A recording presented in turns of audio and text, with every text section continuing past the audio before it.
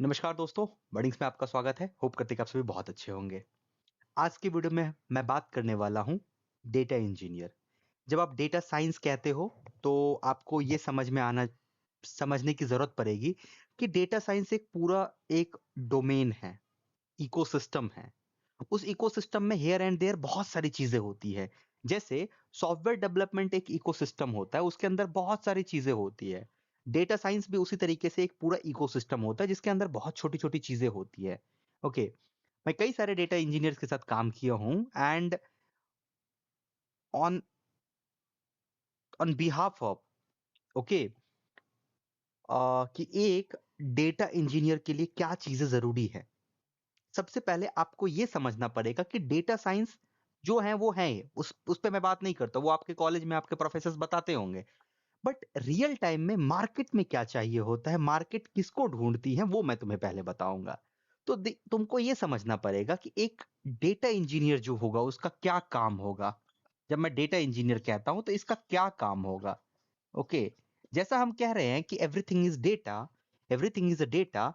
तो ये डेटा तुम्हें कैसे पता चलेगा कि वो डेटा वैल्यूबल डेटा है, इंसाइट्सफुल डेटा है या नहीं है, या कोई भी डेटा है, रैंडम डेटा है, कैसे पता चलता है ये चीजें। ये कुछ ऐसे ऐसे कोई मैजिक नहीं होता है। तो ये बंदा होता है या ये बंदी होती है जो इसके पीछे का साइंस के पीछे होता है, जो कि एक्चुअल जो तुम्हारा डेटा जहां पे तुम डेटा जनरेट हो रहा है, उस डेटा से डेटा को एक्सट्रैक्ट करता है, ट्रांसफॉर्म करता है एंड लोड करता है। इसको हम लोग ईटीएल कहते हैं। तो ये जो एक्सट्रैक्ट ट्रांसफॉर्म एंड लोड का जो प्रोसेस है वो इतना आसान नहीं है, इसमें काफी सारी चीजें होती है जो यूज होता है। और ये जो बैठ के काम करता है वो डेटा इंजीनियर की श्रेणी में आता है। यहां तक मोटा मोटी आपको पता समझ में आ गया होगा कि एक डेटा इंजीनियर का मोटा मोटी क्या काम होगा। डेटाज के साथ मैनिपुलेट करेगा, डेटा को ट्रांसफॉर्म करेगा, डेटा को क्लीनिंग करेगा, साफ सफाई करेगा और उस डेटा को कहीं ना कहीं लोड करेगा। तो अगर हमको खेलना है डेटा के साथ, तो हमको सबसे इंपॉर्टेंट चीज क्या आनी चाहिए। सबसे इंपॉर्टेंट चीज, जो डेटा कहाँ पे होगा। डेटा रहेगा डेटाबेस में। ओके, डेटाबेस में रहेगा। और ये डेटाबेस कुछ भी हो सकता है, रिलेशनल डेटाबेस होता है, नो सीक्वल डेटाबेस होता है। ओके, तो ये डेटाबेस किसी भी फॉर्म में हो सकता है। खास करके हमारे पास जो होगा रिलेशनल डेटाबेस पे हम बात करेंगे ज्यादातर। तो जब रिलेशनल डेटाबेस पे आती है तो उसको उस डेटाबेस से बात करने का लैंग्वेज पता होना चाहिए। आप आप चूंकि डेटा इंजीनियरिंग में जा रहे हो, आपको इस डेटाबेस के साथ काम करना है, तो आप इस डेटाबेस के साथ बात करोगे ना। इस बात करने के लिए जो लैंग्वेज होता है उसी को हम लोग कहते हैं स्ट्रक्चर क्वेरी लैंग्वेज। ओके, क्योंकि हम क्वेरी कर रहे हैं, that is called SQL। Okay, समझना कहाँ पे किसकी जरूरत पड़ती है। तो ये जो स्ट्रक्चर क्वेरी लैंग्वेज होता है, ये एक लैंग्वेज है। ये एक प्रोग्रामिंग लैंग्वेज की बात नहीं कर रहा हूं, ये एक लैंग्वेज है, क्वेरी लैंग्वेज है, जो एक डेटा इंजीनियर यूज करता है to interact with your database. और ये बहुत ही सिंपल है, इसको ऐसा कॉम्प्लेक्स नहीं बनाना है। आप अगर एक्सेल देखोगे ना, तो एक्सेल में भी क्वेरी होता है। आप अगर एडवांस एक्सेल सीखोगे तो उसमें भी क्वेरी लगाना पड़ता है। कुछ चीजें एक्सेल सेम रहता है, डेटाबेस सेम एक्सेल सीट की तरह है, लेकिन बड़ा एक्सेल सीट समझ लो। उस बड़े एक्सेल सीट से आपको कुछ निकालना है तो आपको क्वेरी लगाना पड़ेगा। ओके, क्वेरी लगाना पड़ेगा। और वही क्वेरी जो होता है इस डेटाबेस में एसक्यूएल हो गया। तो एक तो आपको इस पे पकड़ होनी चाहिए। ओके, इस पे आपको ये छोड़ोगे, एज अ फ्रेशर्स की बात कर रहा हूं। बाकी बहुत चीजें की जरूरत पड़ती है, बट एज अ फ्रेशर्स आपको इसकी समझ होनी चाहिए। ओके, तो थोड़े से समझने की कोशिश करो। फिर जब आप एडवांस लेवल पे जाते हो, थोड़े एडवांस लेवल पे, तो जब आप डेटा को क्लीनिंग करते हो, डेटा को मैनिपुलेट करते हो, तो वहां पे प्रोग्रामिंग लैंग्वेज की जरूरत होती है। उसमें कई सारे प्रोग्रामिंग लैंग्वेज होते हैं, बट मोटा मोटी आपको पाइथन पता होनी चाहिए। Okay, Python. ओके, तो आपको एक SQL हो गया और एक पाइथन हो गया, ये मोटा मोटी आपको आना ही चाहिए। ये तो आप सीख ही लो, चाहे जैसे सीखना है ये सीख ही लो। लेकिन इतना से काम नहीं चलेगा, इतना से काम नहीं चलेगा।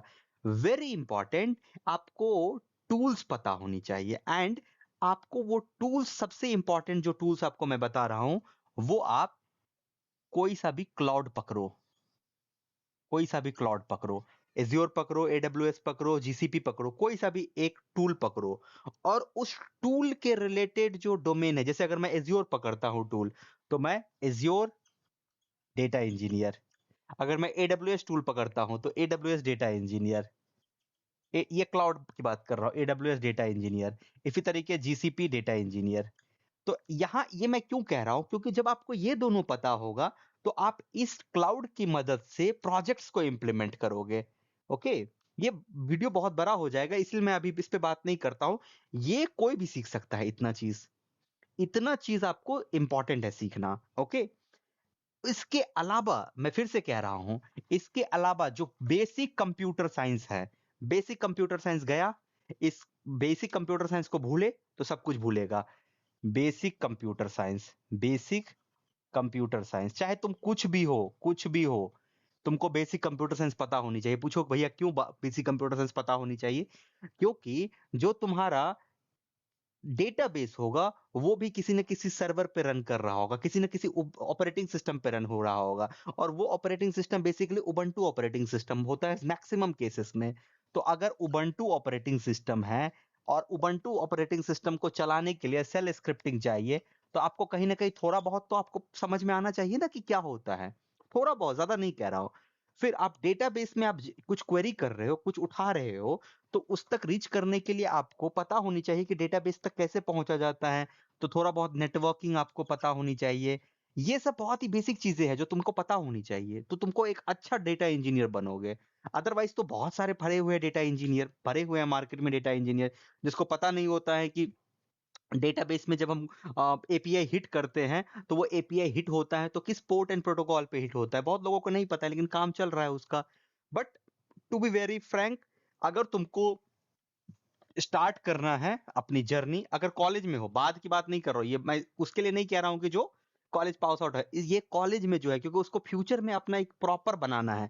और प्रॉपर क्या होता है? डेटा इंजीनियर से धीरे धीरे आगे बढ़ोगे, 4-5 साल आगे बढ़ोगे, फिर you will become a data scientist. Okay, data scientist. But starting तो कहीं से करना पड़ेगा। एक होता है डेटा एनालिस्ट। डेटा एनालिस्ट ये भी सेम ही होता है, लेकिन इसका रोल में बहुत ज्यादा टेक्निकल नहीं होता है। ये पावर बीआई सब आ जाता है तो ये आसान है। लेकिन as a college going student, your target should be data engineer to become a data scientist. Signing off. Okay.